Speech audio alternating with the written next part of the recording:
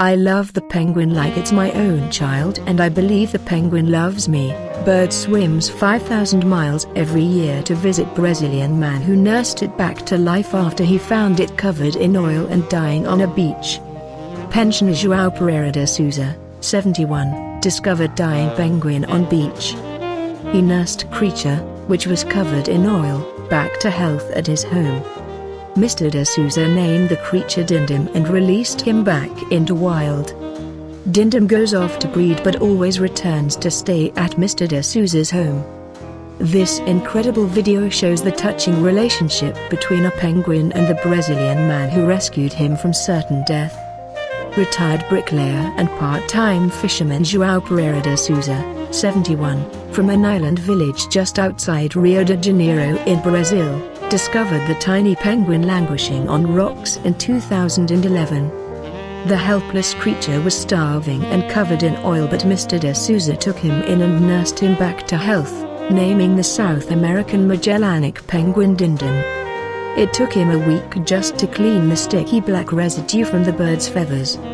When Dindim was well again, Mr de Souza released him back into the sea, never expecting to see his new friend again. He was astonished when, just a few months later, the penguin returned to the island where he recognized Mr de Souza and returned home with him. Now, Dindim spends 8 months of the year with Mr de Souza and spends the rest of his time breeding off the coast of Argentina and Chile.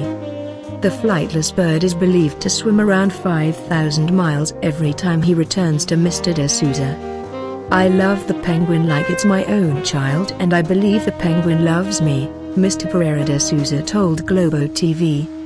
No one else is allowed to touch him. He pecks them if they do. He lays on my lap, lets me give him showers, allows me to feed him sardines and to pick him up.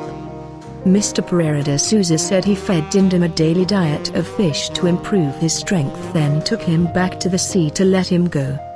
But he wouldn't leave.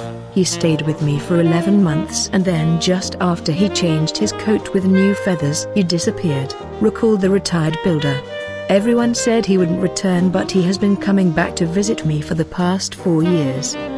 He arrives in June and leaves to go home in February, and every year he becomes more affectionate as he appears even happier to see me.